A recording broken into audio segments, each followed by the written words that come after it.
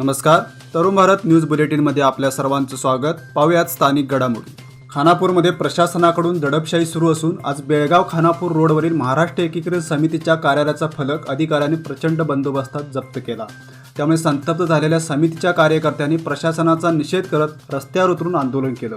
रीतसर परवानगी असताना 3 वेळा हा फलक काढण्याचा प्रयत्न निवडणूक अधिकाऱ्यांकडून झाला होता. याबाबत माजी आमदार दिगंबर पाटील यांनी प्रशासनाची अशा प्रकारची दडपशाही म्हणजे जाणीवपूर्वक समितीच्या उमेदवारांना त्रास देण्याचा हेतू असल्याचं स्पष्ट होत असल्याचा आरोप केला. तसंच याबाबत आजच न्यायालयात दाद मागणार असल्याचंही ते म्हणाले. बेळगाव उत्तर मतदारसंघातील महाराष्ट्र एकीकरण समितीचे उमेदवार अमर येळ्ळूरकर यांच्या प्रचाराचा शुभारंभ आज कपिलेश्वर मंदिर येथून करण्यात आला. प्रचारात मोठ्या संख्येने समितीचे कार्यकर्ते सहभागी झाले होते. यावेळी युवा नेते शुभम शेळके, कपिल भोसले, प्रकाश चौगुले, सुनील बाळेकुंद्रे, बंडू भातकांडे, रेणू किल्लेकर, सरिता पाटील यांच्यासह शेकडो कार्यकर्ते उपस्थित होते. प्रत्येक गल्लीत अमर येळ्ळूरकर यांचं औक्षण करून स्वागत करण्यात आलं. या निवडणुकीत समितीचा आमदार निवडून येण्याची संधी निर्माण झाली असून उत्तर मतदारसंघातील मराठी जनतेमध्ये उत्साहाचं वातावरण आहे. त्यामुळे पुन्हा एकदा भगवा फडकवण्यासाठी सज्ज असण्याचा इरादा व्यक्त करण्यात आला. आपण वैद्यकीय क्षेत्रात मोठं कार्य केलं असून यापुढेही जनतेच्या सेवेत राहण्याची इच्छा असल्याचं मत बेळगाव उत्तरमधील भाजपचे उमेदवार डॉक्टर रवी पाटील यांनी व्यक्त केलं. आज विनायकनगरमध्ये दुसऱ्या सत्रातील प्रचारादरम्यान ते बोलत होते. यावेळी विविध संघटना आणि महिला मंडळांनी त्यांना पाठिंबा दिला. ठिकठिकाणी महिलांनी त्यांचं औक्षण केलं. भाजप हा विकासात्मक राजकारण करणारा पक्ष असून देशाच्या विकासासाठी पक्ष बळकट होणे आवश्यक आहे. राज्यात तसेच देशात भाजपचे सरकार असेल तरच देशाची शक्ती वाढेल असंही ते म्हणाले. बेळगाव उत्तर मतदारसंघातील काँग्रेसचे उमेदवार राजू सेठ यांनी श्रीनगर परिसरात आपल्या प्रचाराला सुरुवात केली.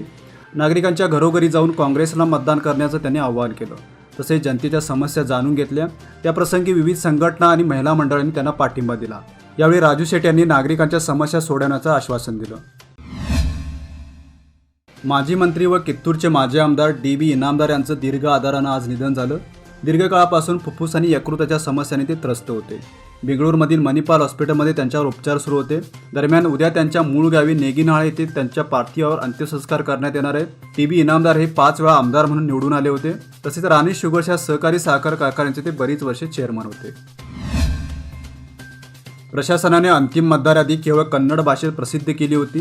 वेबसाईटवरही मराठी याद्या वगळण्यात आल्या होत्या. मात्र महाराष्ट्र एकीकरण युवा समितीने निवडणूक आयोगाकडे तक्रार दाखल करतात या याद्या वेबसाईटवर उपलब्ध झाल्या आहेत. मराठी मतदार याद्या जिल्हाधिकारी कार्यालयाच्या वेबसाईटवर उपलब्ध झाल्या असून युवा समितीच्या पाठपुराव्याने हे यश आलंय. दरम्यान मराठी मतदार याद्यांमध्ये बऱ्याच मतदारांच्या आणि गावांच्या नावामध्ये चुका आढळून आल्या आहेत. त्या दुरुस्ती संदर्भात निवडणूक आयोगाकडे पाठपुरावा करणार असल्याची माहिती युवा समितीच्या वतीने देण्यात आली. तब्बल 75 वर्षांनी होणाऱ्या अलदगा महालक्ष्मी देवीच्या यात्रेला आज उत्साहात सुरुवात झाली. आज सकाळी ब्राह्मी मुहूर्तावर अक्षतारोपण कार्यक्रम पार पडला. त्यानंतर विधिवत पूजन करून देवीच्या रथोत्सवाला सुरुवात झाली. या यात्रोत्सवात भंडाऱ्याची उधळण करत भाविक मोठ्या संख्येने सहभागी झाले होते. शहरापासून अवघ्या 12 किलोमीटर अंतरावर असलेल्या भुतरामट्टी येथील राणी चन्नम्मा प्राणी संग्रहालयाचा म्हैसूर संग्रहालयाच्या धर्तीवर विकास साधला जात असून टायगर सफारीला नुकताच प्रारंभ झाला. त्यामुळे टायगर प्रेमींना अगदी जवळून वाघ आणि इतर वन्य प्राण्यांना पाहण्याचा आनंद लुटता येणार आहे. दरम्यान पर्यटकांचा ओघ वाढत असून संग्रहालयाच्या उत्पन्नात भर पडत असल्याची माहिती संग्रहालय व्यवस्थापकांकडून देण्यात आली. बिकिनकेरे येथे पाणी समस्या गंभीर बनली असून ग्रामस्थांना पाण्यासाठी भटकंती करावी लागत आहे. 4-5 दिवसाआड पाणी येत असल्याने ग्रामस्थांचे प्रचंड हाल होऊ लागले आहेत. दरम्यान पाणी समस्येने हैराण झालेल्या महिलांनी ग्रामपंचायतीवर घागर मोर्चा काढला. शिवाय येत्या 4 दिवसात सुरळीत पाणी पुरवठा करावा अन्यथा निवडणुकीवर बहिष्कार घालण्याचा इशारा त्यांनी यावेळी दिला. जिल्ह्यात निवडणुकीची रणधुमाळी सुरू असून निवडणुकीच्या कामासाठी परिवहनच्या 42 बस बुकिंग केल्या आहेत. त्यामुळे शहर आणि ग्रामीण भागातील इतर मार्गावर बस फेऱ्यांची कमतरता जाणवू लागली. निवडणूक यंत्रसामग्री आणि पोलिसांच्या वाहतुकीसाठी या बसचा वापर केला जाणार आहे. सध्या मध्यवर्ती बसस्थानकातून दररोज 650हून अधिक बस विविध मार्गावर धावतात.